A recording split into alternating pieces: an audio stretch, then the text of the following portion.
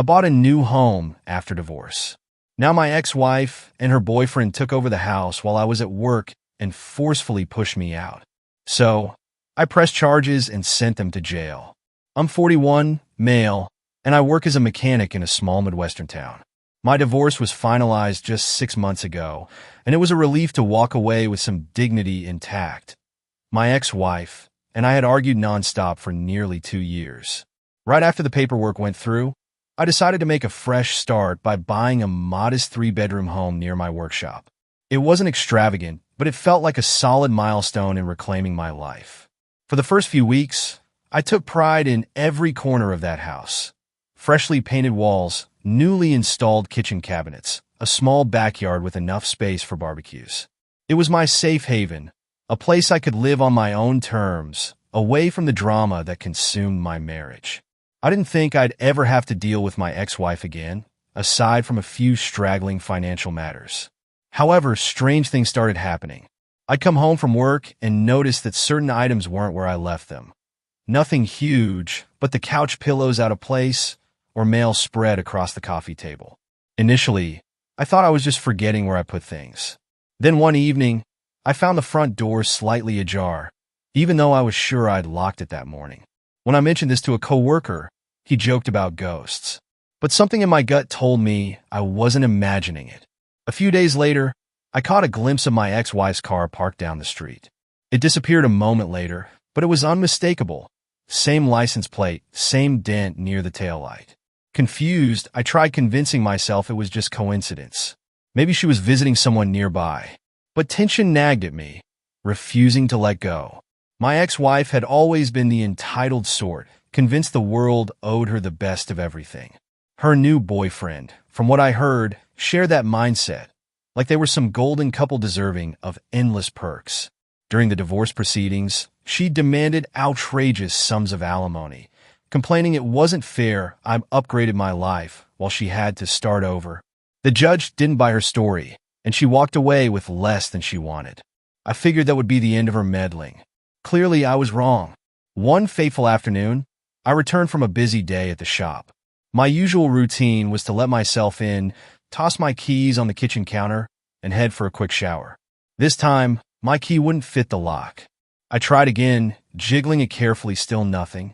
My heart pounded with apprehension.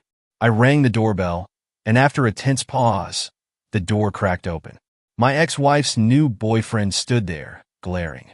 "This isn't your house anymore," he snapped and slammed the door in my face. I stood on the front porch, stunned, gripping my bag of groceries. Was this some twisted prank? As I processed what had just happened, I heard my ex-wife's voice from inside, telling him to keep me out. Realizing the locks must have been changed, I felt a surge of disbelief and anger. How had they even gotten in? More importantly, what on earth made them think they had the right to take over my property? I pounded on the door, shouting, "Open up! This is my house!" The new boyfriend cracked it open slightly and sneered, "Not anymore." Then he shoved me back, causing me to stumble off the porch. I heard laughter from inside, and my ex-wife piped up, "Maybe you should have paid me more alimony." The door slammed shut again. Stunned, I stepped backward, nearly tripping over my own feet. My heart raced as I circled around the house, checking windows. Every entry point was locked or barricaded. I peered through the living room window and saw them settling onto my couch, flipping through my TV channels like they owned the place. This was beyond bizarre. It was outright trespassing. But the moment I pulled out my phone to call the police, a chill ran down my spine. Was there a chance this could backfire on me somehow? Could they spin this as me harassing them? Anger won out over caution. I dialed 911, my voice shaking as I explained the situation. The dispatcher was calm, instructing me to wait outside and let officers handle it. Within 10 minutes, 2 squad cars rolled up. I felt a flicker of relief. But that relief vanished when my ex-wife stepped onto the porch, hands on her hips, complaining to the officers that I was harassing her in our home. Our home? She'd never even been on the title. I had purchased this place well after the divorce was final. The police asked for documents, so I showed them the deed and my driver's license, pointing out that her name was nowhere on it. She tried to argue that she had rights due to our past marriage, claiming I had promised her a house. The officers exchanged glances and asked her to provide proof. Of course, she had none. The new boyfriend then stepped in, ranting that I had stolen the house from her because of the divorce. It was so absurd, I nearly laughed. But the boyfriend's tone was aggressive, and the cops quickly told him to back off. It looked like things might be resolved peacefully, but my ex-wife's entitled streak flared up. She started screaming about how I owed her better living conditions, that I was cruel to force her onto the streets. Her boyfriend threatened to get their lawyer friends involved. Meanwhile, the officers were trying to maintain order. After a few tense minutes, it seemed the police had heard enough. They instructed my ex-wife and her boyfriend to vacate the premises immediately, warning that any further trespassing could lead to arrest. They sulked off to their car, cursing at me and spouting nonsense about revenge. The officers suggested I change the locks, yet again, or hire a security system to avoid future break-ins.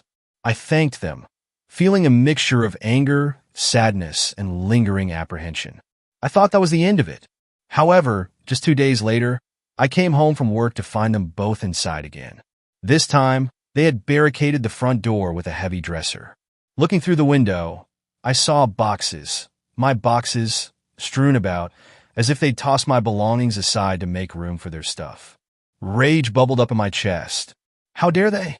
I immediately called the police a second time. But when the officers arrived, my ex-wife and her boyfriend refused to come out. They shouted obscenities through the locked door, insisting they had every right to stay. One officer pounded on the door, warning them they were committing criminal trespass. The boyfriend roared back, "We have squatters' rights." I couldn't believe my ears. Squatters' rights typically don't apply to individuals breaking in, changing locks, and forcibly removing the legal owner.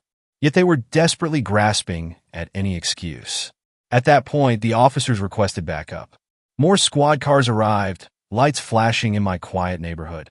Neighbors stood on their porches, murmuring in confusion as the standoff escalated. I felt humiliated, but also determined. I refused to let these two con artists push me around in my own home. Eventually, the police gained entry through a side window with the help of a locksmith I'd called. Inside, they found my ex-wife and her boyfriend barricaded in the master bedroom, hurling personal insults at the officers. After a tense half hour, both of them were forcibly removed from the property in handcuffs, ranting about how unfair it all was. My ex-wife shouted over her shoulder, "I'll see you in court. You can't get away with this." Her boyfriend spat accusations that I'd bribed the cops. Meanwhile, I stood in my front yard numb. Nothing felt real. This was like a scene out of a twisted TV drama. That night, I spoke at length with a local prosecutor. They confirmed I had grounds to press criminal charges for trespassing and breaking and entering. On top of that, there could be charges related to assault or harassment if I chose, especially since they physically shoved me off my own porch. I remember exhaling a shaky breath. Part of me wondered if I was overreacting, but the other part realized they wouldn't stop unless I fought back legally. So I pressed charges.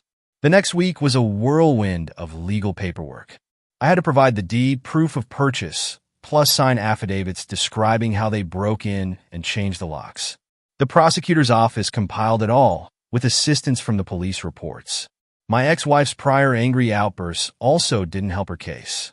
Then, to top it off, the boyfriend had a string of petty crimes in his past, from vandalism to credit card fraud. It looked like a slam-dunk case from a legal standpoint. On the day they were arraigned, I showed up in court feeling both anxious and resolute. My ex-wife glowered at me from across the room, her boyfriend whispering furiously to her. Their lawyer attempted to spin a story about how I had promised them accommodation after the divorce, claiming it was some handshake agreement. My lawyer coolly presented the timeline, showing I purchased the home long after the divorce settlement, with no mention of any shared ownership. Still, they kept trying. Their sense of entitlement was astounding. The boyfriend even interrupted the judge, insisting that I'd exploited my ex-wife financially. The judge quickly shut him down, warning him about contempt of court if he continued. Hearing them squirm was oddly satisfying. But the real satisfaction came when bail was set high and they realized they'd likely remain in custody unless they paid up. Neither of them seemed to have the funds. In the end, the court found enough evidence to move forward with a criminal trial. My ex-wife and her boyfriend both spent a few weeks in jail awaiting further proceedings. I discovered through mutual acquaintances that they tried everything to negotiate an out-of-court settlement, but I refused. I was done playing nice. The day they pled guilty to avoid a harsher sentence, I felt a weight lift off my shoulders. They received a combination of probation, fines, and longer jail time for the boyfriend due to his criminal record. Walking out of the courthouse that evening, I was exhausted but strangely at peace. I'd had doubts about pressing charges, worried it might make me look vindictive or escalate tensions. But in the end, I realized they left me no choice. They broke into my home, humiliated me in front of my neighbors, and showed zero remorse. It was time for real consequences. Back at the house, I finally replaced every lock and installed a robust security system. My father helped me repair the damages they left behind: scratched floors, broken windowsills, and torn up furniture. Little by little, I reclaimed my space. Each improvement felt like another step away from the chaos, a reminder that I had the right to protect what was mine. Looking back, the entire ordeal taught me that sometimes people refuse to respect boundaries unless forced by law. My ex-wife's entitled attitude convinced her she deserved my property just because we'd once been married. She and her boyfriend tried every dirty trick they could muster: squatters' rights, fake promises, intimidation. In the end, the legal system reminded them that actions have consequences. Nowadays, I enjoy a quiet routine, tinkering in my garage workshop and grilling in my backyard on weekends. I keep a close circle of friends who supported me through the chaos. Occasionally, I'll hear from distant acquaintances that my ex-wife still blames me for ruining her life, but I don't lose sleep over it. She made her choices, and I made mine.